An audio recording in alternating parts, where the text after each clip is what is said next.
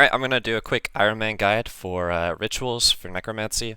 This is mostly aimed at post level 90, as you need overloads to be able to boost to the 103 requirement for the multiply 3s.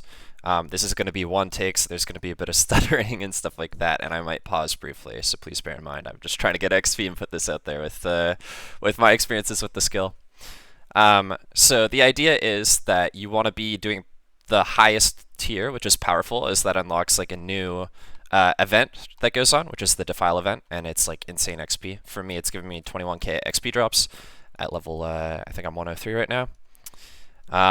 Currently I'm doing greater because I need these for making the inks, but just bear in mind that you're always going to be working towards the tier 3, the powerful rituals. What you want to do is make sure that you have soul attraction 500%. This makes the events spawn most frequently and also gives you access to the highest tier events.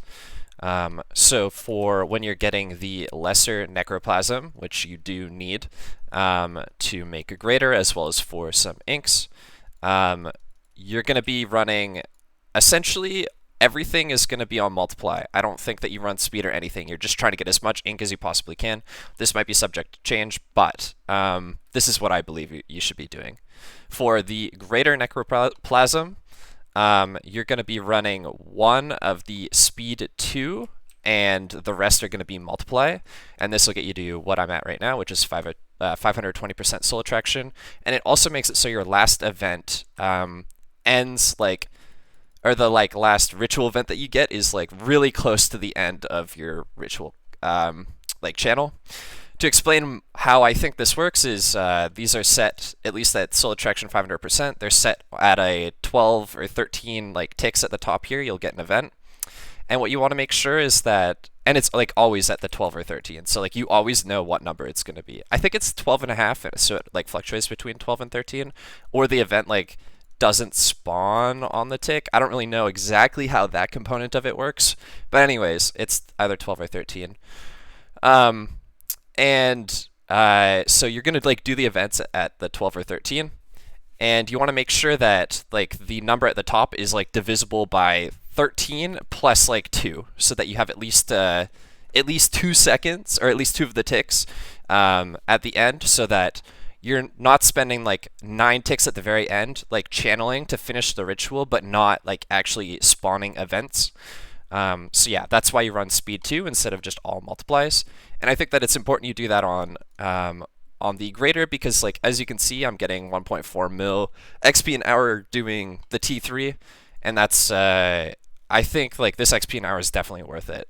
Unfortunately for Ironman, we can't just like perpetually do the highest tier, so I think you have to make sure that you're still getting XP for the medium tier. This might be subject to change, but this is just my thoughts on this. And then for tier 3, you're going to be running 2 attraction 3s, which if you're not 107, you have to boost, overload boost for. So 2 attraction 3s, and then in your cape, you want to be running a either a multiply 3 or a speed 2. I prefer a speed 2 in cape, just because it decays after 6, and it's kind of annoying to repair. And then you want to multiply 3. So just to go over that again, 2 attraction 3s, 1 multiply 3, and 1 speed 2 for the powerful necroplasm. I don't know if this is like going to be the actual method that you go for, but this is just my thoughts, and obviously it's subject to change. Additionally, for the shambler event, and I think that this is the most important one, so this event here, you want to be looking for the sparkles. So you see, I already know that it's sparkling on this tile, kind of hard to see with my graphics, but you want to spend like the next 6 or so ticks like